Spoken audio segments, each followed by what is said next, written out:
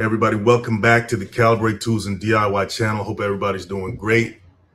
Once again, it's another Tuesday, and it's time to have a nice chat here about sustainable living, sustainable homes. You know, I used to install solar panels back in the day, many years back. I was fascinated with the idea of using nature to produce energy, and that's exactly what the sun did, and that's exactly what a solar panel does. Um, okay, it's called a solar panel is composed of what they call photovoltaic cells. So when the sunlight hits it, it produces an electric charge, and you can harness that electricity that's produced by the sun. That's in these photovoltaic cells. You can harness that electricity and do a lot of things with it. You know what I mean? And I was fascinated with that, so I became a solar installer. I studied, and yeah, there's a lot of math involved with it, but once you understand how it works, you know, it's I think it's a great one of the a great invention in my opinion. Now, I don't know how old that invention was. They probably used to do it back in the days. You know, maybe older civilizations used to harness electricity from sunlight. We just don't know about it. It could have been crystals or who knows what, right? But there's nothing new under the sun, pun intended. Okay, but there's a lot of different sustainable options as far as building materials today, but not everybody can afford that. It seems as if when it comes to upgrading or your life, it's always going to cost more, right? Like the average person is going to have to settle for what they can get, right? But if you want to upgrade your life, you got to have money to do these things. So, nonetheless, I still find it very interesting, the whole sustainable building material industry. I find that, there's a lot of innovations that's been cropping up in that industry. And I figured I'd talk about it tonight, because you may be thinking about getting a sustainable home at some point, or, at least wondering how it all works and what will it benefit you in the future. So what exactly is a sustainable home? Let's talk about that. Okay, what exactly is it? Let me give you the textbook definition. A sustainable home or building is one that's designed, built, and operated to minimize its negative impact on the environment while maximizing the health, comfort, and long-term value for the people inside it. Okay, so you can break down this sustainability into three different concepts or three different categories: energy, materials and construction, and operations and water. Okay, those are the three. Let's talk about it. Energy. A sustainable home or sustainable structure or building uses much less energy than a standard building. Okay, the insulation is much better. You may have more efficient windows. You may have what's called smart or passive solar, what they call smart orientation, and renewable sources like rooftop solar, which is what I used to do, right? I used to install solar. And the gold standard is net zero. Okay, that means this type of structure, a sustainable structure, in terms of energy, it produces as much energy as it consumes. So it just cancels out any surplus consumption. Okay, because it's producing just as much. I think, matter of fact, I know you can, just like with batteries, you can store energy in batteries, right?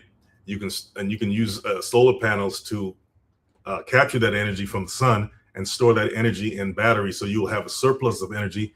And a lot of people actually sell that back to the power companies, by the way, and they make money like that. So you see all these solar panels on homes, and you think, okay, yeah, they're saving so much money, but they're actually making some money too, because they're selling it back to the utility companies. Okay, so the next category I mentioned is materials and construction. So these type of structures, sustainable structures, are built with materials that have a low, quote unquote, embodied carbon footprint, meaning that the CO2, okay, emitted to extract, manufacture, and transport them is minimized. These materials we're talking about, right? Because when you're talking about like building any structure, you're going to need resources. You're going to need transportation. You're going to need trucks. All these things produce. You're going to need factories to produce the materials. All these things produce carbon, right? And they emit carbon into the atmosphere, causing alarm or in many people's heads because all the pollution that's happening. I live in a city that when I moved here, I could see the fog blanket cover the city, right? If you on a good day, you can look, if you get to a high place, you can look over the city and you can see this layer of fog just sitting there, right? And it's like, when I first moved here, I was like, man, what did I move to, right? I'm breathing this stuff every day and all that. But and I'm also in the trucking industry as well. So that didn't help either, right? I was actually contributing to this this heavy blanket of smog that covered the city. But they passed a lot of laws, a lot of emissions laws, requiring trucks to get retrofitted. So and use what they call DEF. It's like a fluid you pour into the truck. They have a different reservoir for it, and it's supposed to reduce the emissions from the truck. Okay, so it's a big thing, right? Reducing emissions is a big thing, especially in more liberal states like California, right? Okay, so let's talk about the materials. Once again, you have the logistics and everything that contribute to this CO2 emissions, right? But these materials, they have a low embodied carbon footprint, meaning that they don't produce as much emissions as, say, regular building materials do. Okay, so this includes things like mass timber, hempcrete. These are just some of the sustainable materials they have out there today. Recycled steel and natural insulation. It also means minimizing construction waste. Now let's talk about some of those materials. Let's dive into some of those materials I just mentioned, just to get an idea of what they're about. Let's see here. What would I do? Where did I find that? Okay. So yeah. So what is mass timber? What is that? Okay. That's what they call cross laminated or glue laminated wood. It's used in buildings today, even in high rises, up to maybe 20 stories, 18 to 20 stories tall. And the wood, right, it actually holds the carbon as it grows, and it continues to store that carbon. Okay, even after the wood's been harvested. So it's stored. It's a very good, what they call, it's a very good sequesterer of carbon, right? And that's built in right there. And it's, as far as price range for that, it's on par with steel high rises that are built with steel in certain levels of construction. Okay, so that's one sustainable material. Hempcrete. All right, what's hempcrete? Well, break down that word. Hemp, right? Sounds like what? Yeah, that's what it is. Okay, and actually, hemp is used for a lot of things. By the way, you'd be surprised how versatile hemp is when it comes to different things. Okay, so hempcrete is a system, okay, made of a woody core of hemp plants, and they mix it with lime, and it's basically what they call a carbon negative material. Okay, over the lifetime of the life cycle of the material, it's carbon negative. It doesn't. It actually reduces. Matter of fact, let's kind of dive into what carbon negative actually means. Okay. So it just carbon negative means that it removes more carbon from the atmosphere than it releases. Okay, over its lifetime, and that's what hempcrete does. So it ends up with a negative carbon balance. Okay, and that's why it's a sustainable material. So as you guys can see, removal of carbon from the atmosphere is the main goal here with these materials, right? To lower the carbon emissions and make you live in a healthier atmosphere. Okay, so let's see here. What else can we say about hempcrete? It says hemp plants grow incredibly fast. The full crop grows in about 90 to 120 days. Okay, while growing, they absorb CO2 just like the mass timber does. They absorb, but most plants do anyway, right? Most plants absorb carbon, right, from the air through what they call photosynthesis. You learned that in junior high or whatever. Okay, so when they harvest the hemp plant, okay, like I said, they mix it with lime to make what they call hempcrete, and the absorbed carbon gets locked inside the wall of your building. Okay, and it's supposed to be over a lifetime. So when you add up all the CO2 released to grow, process, and install it, and subtract all the CO2 that got permanently locked away, hempcrete comes out negative. That means it took more out of the air than it put in. Okay, so to process the hempcrete, you're going to produce that stuff, but the hempcrete itself actually takes more carbon in than it produces. So that's what makes it carbon negative. All right, so if you compare that to conventional concrete, which one is the best carbon intensive materials on Earth? Well, it's saying concrete is one of the best carbon intensive materials on Earth, but producing the cement alone releases large amounts of CO2 through a chemical process on top of the energy used to make it. It ends up deeply carbon positive, meaning it's a net contributor. So concrete, like I said, is actually producing more than it should. Okay, so hempcrete beats it hands down when it comes to getting rid of carbon. All right, so what's the next material here? What's the next material? Okay, so you have recycled steel. Okay, it says this performs identically to virgin steel structurally, but it uses 60 to 75% less energy to produce. This is already the standard practice in commercial construction and increasingly available for residential. So they're already doing this whole recycled steel thing. Insulated concrete forms, right? So that gives you a built-in insulation layer. So homes built with this insulated concrete forms, or ICF, they show about a 50 to 70% reduction in heating and cooling loads compared to conventional stick frames. So you go out there and you see the construction guys, they're putting the concrete forms down, the wood, the 2x4s or whatever. That's regular stick frames, framing or forms. But here, these ICF definitely is more on the green side, meaning that it reduces your heating and cooling loads, right? Okay. Reclaimed wood, right? It says this costs nothing to forest. It's often harder and more dimensionally stable than new lumber because it's already been through decades of natural curing, and it brings character and story to that no new material can replicate. All right, so that's the basic 5 sustainable materials, renewable materials. Well, some of them are that they have out there today. Okay, so but what about the cost of these things? Okay, this is where, if you're going to get solar and for example, solar, right? You got to think about the upfront cost. Now, if you're just thinking about the upfront cost, you're probably going to say no until you look at the return on investment later on, how much money you're going to be saving over the long term. And that if you're a solar salesman, this is what you have to, this is your main selling point, right? This is what they call your USP, right? Your unique selling proposition.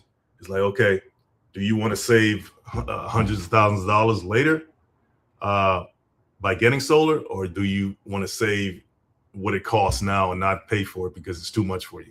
So in the long run, you're actually going to save more money. And that's the whole selling point for any sustainable material today, especially when it's not as commonplace and you're trying to get it out on the market, right? You got to push that side of it. Okay. So a lot of people get nervous because they say, oh man, I would love that. I'm all about the green life. I'm all about sustainability. But then they look at the cost and they say, well, I can't afford that. And rightfully so, you may not be able to afford it. It's not for everybody. Okay. It says sustainable builds typically carry a 3 to 8% cost premium on initial construction. So that's over and above whatever it costs to build your home. You got to add this extra 3 to 8%. So a $400,000 home, for example, all right, that'll be around 12,000 to 32 grand on top of your 400,000, right? So you may look at that and say, hey, that's not in my budget. I can't afford that. Okay. However, homes built to high performance sustainable standards consistently show annual energy savings of $1,200 to $2,400. Okay, so maintenance costs run roughly 25% lower over time because these materials are more durable and less prone to moisture damage, pest damage, thermal cycling. And when it comes to time to sell it, it says Zillow and the National Association of Realtors data shows green certified homes command a 5 to 9% resale premium, right? Okay, so you guys see the benefits of actually, investing in sustainable home. You actually can, be worth it if you can afford it, if you can afford getting one. Okay, so there's another side to it, the health side.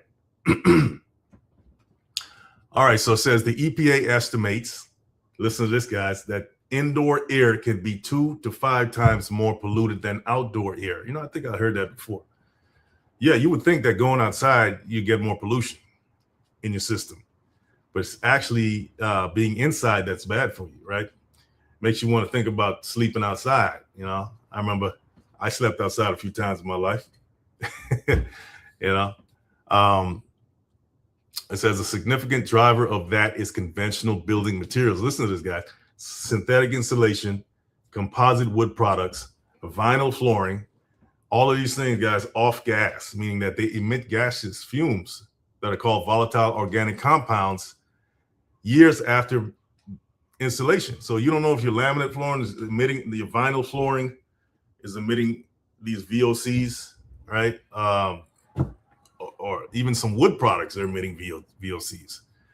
Not to mention the insulation, right? We just mentioned. Okay, so natural products, sustainable products, they don't do that, right? They don't put you at risk of these volatile organic compounds getting into your system. So natural products have low VOC emissions. Okay, so it says natural plasters and breathable wall systems like hempcrete, we just talked about that, they actively reduce your exposure.